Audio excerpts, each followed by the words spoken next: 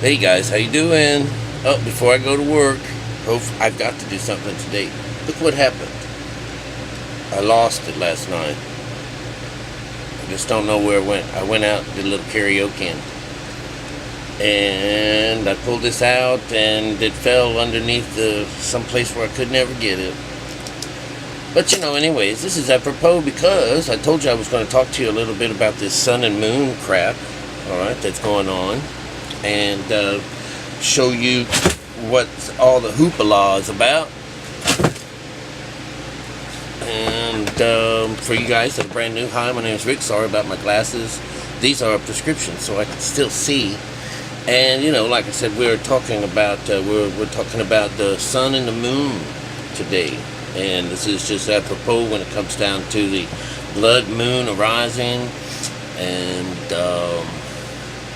stars falling from the sky and sackcloths and stuff like that. Blood moons. Oh my God. Some crazy shit. But first off, we got to go through a little bit of science and history of these two things. All right. And of course, if you're new to the channel or new to this kind of stuff, what it is this is taking what we do here is that we take supposed Bible prophecies off of certain text in our Bibles that most of the world runs off of, and actually read them correctly and find out what they're actually saying, what's it all about. Because we had discovered a code in which the whole Bible is mechanically made, and so it's a very technical situation going on, and it's not freehand writing from any particular author or anything like that, because the text that we are reading in full of our Bible is in the Old Testament, the New Testament, it's in the Quran, it's in the Tao, it's in it's in fairy tales, it's in Greek mythology, it's also in the Vedas,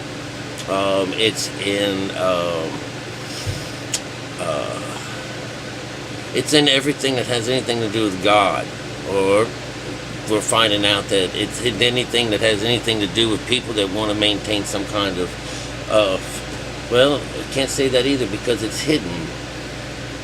It's just an interesting thing. There's an electrical connection within our bodies that we can't see, and for a good long time, I would think that people wouldn't know what made thoughts, and I'm sure they still don't. Other than it takes some kind of an effort or will to want to do something. I'm not so sure how I'm going to go on about that. I don't even think I want to talk about that part. Okay, let's talk about you. Let's talk about yourself. You're all these things in the Bible. You are the sun and the moon. You are all the stars in the skies. You're Jesus. You are God. You connect to the Lord,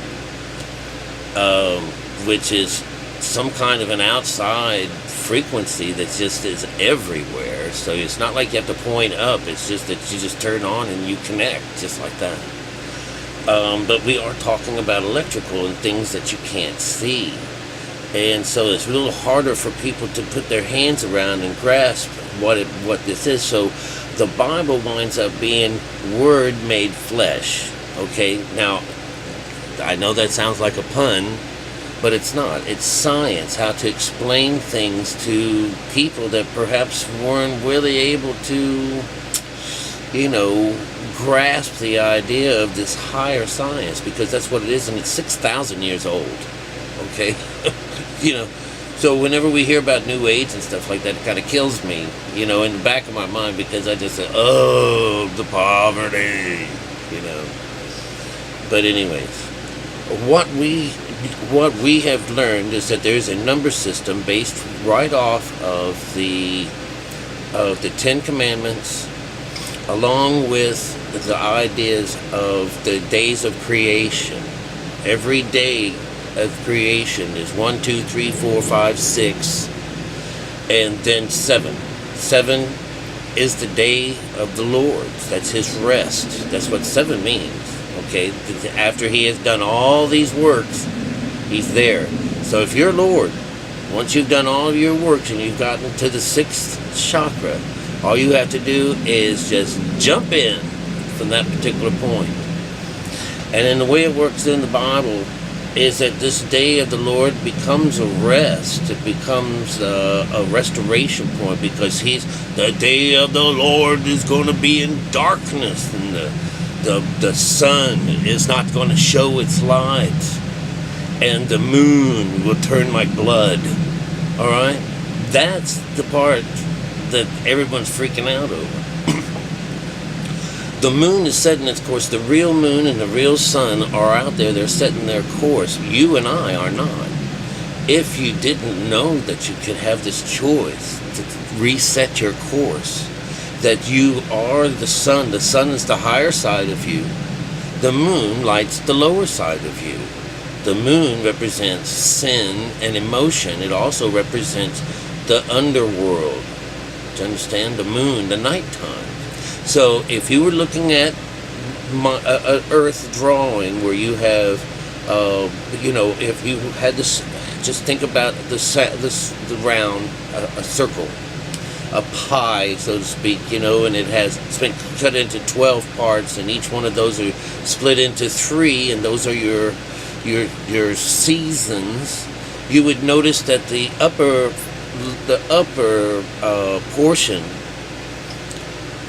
is spring to summer. There's the 3 months in spring and the 3 months in summer. And then you have the 3 months in fall and the 3 months in winter. So there's the higher side of you is the growth and the sunny side. The lower side of you is your emotions. All right? And it's the darker side of us. Most of the time, this is when we go into meditation, we're trying to raise the lower side of us into the higher side. So we start off over here, with the virgin mind, and then we traipse through the lower, we die, and then we're brought up into the higher, and then left off over here in Leo at the highest point and the hottest time of the day. All right, so you should also be able to see that at 6, this is 6 Aries in the morning, and then 12 noon, 6 in the evening, midnight, down darkness. So you'll see that when they talk about when this is going on, when you hit that 6th chakra, everything goes dark. The day of the Lord, and this is the tribulation. This is tribulation, all right? Tribulation actually means the 1, 2, 3, 4, 5, 6. And then this is after tribulation. This is why they say you got to have your tribulation first before the day of the Lord. Well, no, there's a sequence of events, but it all is now. This is also rapture. This is the Pentecost. It's all of these things, all wrapped up into one. And before that, right when you hit that 6th ladder, you're in darkness. It's going to come, cloud's going to cover something up. Something's going to happen. It says it'll be like sackcloth. Whenever the sun goes through some of these eclipses, the light that shows up on the ground underneath things is, especially like before it actually happens, there is a circle on the ground that looks like little half things, and they look really strange underneath trees. You won't see it very much else. It has to be where shade is, because it represents itself on the ground, and people think these are snakes crawling on the ground. It freaks them out, but this is a solar event that happens on, it's real life shit, It should be one of those things that debunks all flat earth, but, no, the moon is fake too. There's no science in the moon. No. One of the things about the moon, she is known as sin. She's a Babylonian god of sin having to do with, procreations and stuff like that. But we're just going to stick with emotions. Emotions are the color red. That's Magog. The top, our emotions come from the north. Remember, that's the north, and we need that. It's this thing, because remember, these things are the new you is born through this process, and you are turning the daytime into night in order to do this, because that day of the Lord is when you cross that spot, and that can happen anytime, any day or night, any solar cycle, any moon, any lunar cycle. It's all up to you whenever you want that to happen. But she represents our desires, and this is a very important part of the moon phase, because let's say that this is you. This is in threes now. In a minute I'm going to start reading some scripture, but it says in threes. It says, you go from brass, silver, and gold. Gold is your outcome. So the way it goes is that you, the moon is silver, and the sun is where you're on to. This is so this is how you combine the three so that you can get the gold. All right? And the moon becomes the phase in between, because it takes the emotional desire to change. And so that's all that means. And so that's why you get a red blood moon every now and then. Yes, I really want to do it, but it's just another way of saying it. Because, he goes along and says, hey, the moon won't shine its light, and the sun will be darkened. When Jesus is killed on the cross, it was dark, after the 6th hour. Do you understand? Darkness fell. And they said on that day there's an eclipse, in real life.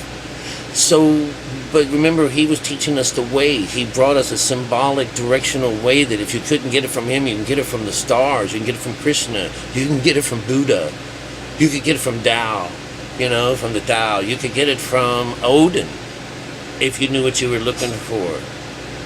That's crazy shit, man. So you have all these things. That's why he says God's word will always exist, because, you have to dig around and find this shit all over the place. It's everywhere. All right. So, what else did I want to tell you about before we get moving? It's what you're looking for, and it shall be a new moon to new moon, or Sabbath to Sabbath is one of the little stories they talked about. So, new moon to new moon, so you can realize that once you've gone over here, you get a new heaven and a new earth. So that also means you get a new moon. That's the whole idea behind all of that. All right? And how beautiful it is to see you with the full moon, that you're part of the full moon. Let's get on to some of these things here real fast. To wax, when a moon is waxing, when you're waxing, you have created a type of transition. This is that silver. Remember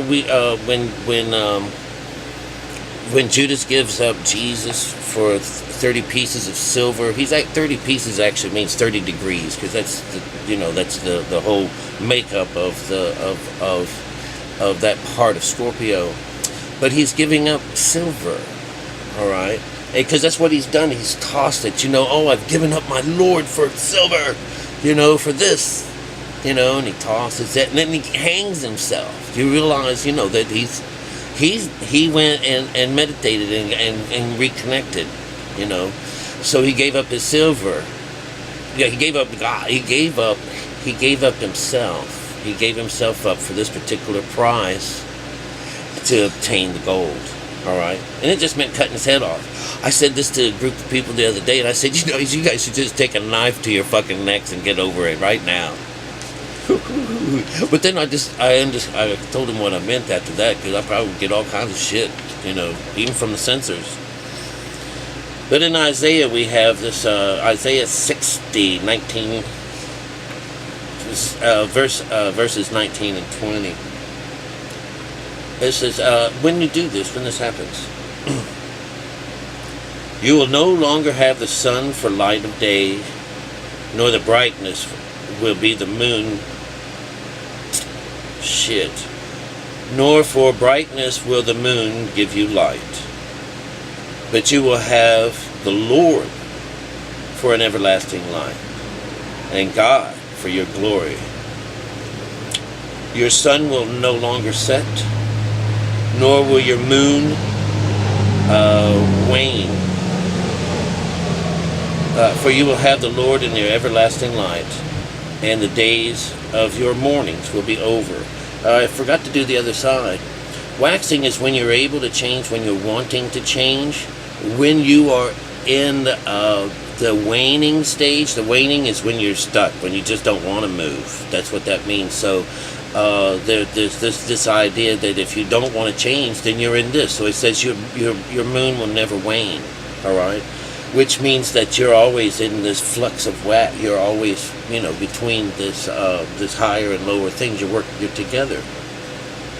Remember, that's how it works. If you were just to think of just the circle again is just the light on the top where the growth happens, new growth, or you be the darkness on the other side. This is like the yin and yang, and you would find that the lower side, is where we have to traipse through, in order to get to the other side. So when they talk about the Book of the Dead, this is what they're talking about. You read it closely, you'll find that it's the formula for you to get a higher conscious. It's no different than the Sphinx having the head of a woman, starting off of Virgo, and going all the way around the other side to become Leo at the other side, and have a body of lion. So it's about gaining a higher conscious. And that does not sound very far-fetched, that's very, very interesting conscious thinking, is what you're saying here. And to show you just how they make fun of all these people that run around wanting to know about astrology and all, because this brings you closer to yourself. And to know God is to know yourself. And yourself is the last thing they want you to know about. All right? Let's see, in Revelations 21, verse 23, we have, and the city has no need for the sun or the moon to shine on it, for the glory of God has illuminated it, and its lamp is the Lamb. I'm going through these to show you how they treat the sun and the moon. All right, it's just giving you an idea of what the Bible talks about when it comes down to it. All right. Acts chapter 2, verse 20. The sun will be turned into darkness, and the moon into blood, before the great and glorious day of the Lord shall come. All right, so we've already heard that one. A bright and glorious day, that day of the Lord. And let me tell you, they say this day of the Lord is darkness and all kinds of hell, related to, oh my God, the moon, that turns red and darkens the sun, So every time this goes around, a shitload of religious people go bonkers, absolutely bonkers, Here, we only have a couple more of these, and I'll let you go. Ezekiel. This should be an eye-opener. Ezekiel, this here is verses, chapter 32, verse 7. And when I extinguish you, see now this is verse 7, okay, I want you to catch that.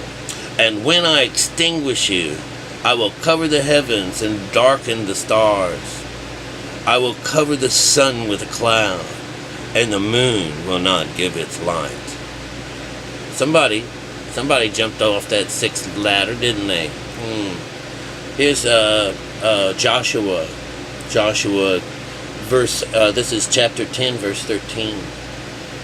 So the sun stood still, and the moon stopped, until the nation avenged themselves of their enemies. Is it not written in the book of Jashar? And the sun stopped in the middle of the sky, and did not hasten to go down for about a whole day. Let me tell you, they go crazy on this.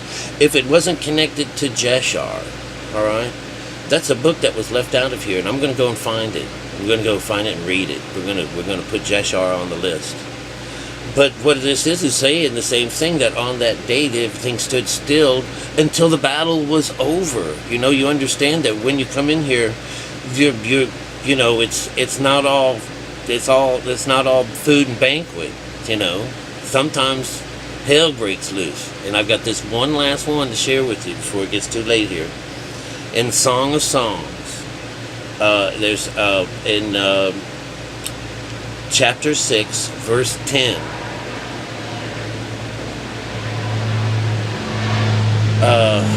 Let me say, who is this that grows like the dawn, as beautiful as the full moon, as pure as the sun, and as awesome as an army with banners? Little question mark. Alright, ain't that something? So you got the three, 1, 2, 3. Who is this you, oh so beautiful as a full moon? That's the whole silver moon, you know. And the sun, the gold. Alright, so, and you brought your army with you, you know, because hell's gonna go down. Remember, you got to get all those people. Everything's gonna stop until this happens. So, you know, if you want to take this from the outside world, it's kind of unbelievable to think that our Earth and the moon and the sun all these things can just stop in real life. But, you know, hey, if you can believe that, you'll believe anything, all right?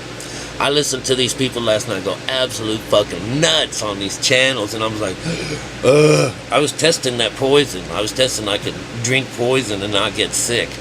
I think I'm going to have to go upstairs and get another dose of God, you know, because it just made me sick. All right. So anyways, I hope you know a little bit more about what's going on in the world, in the real world, all right?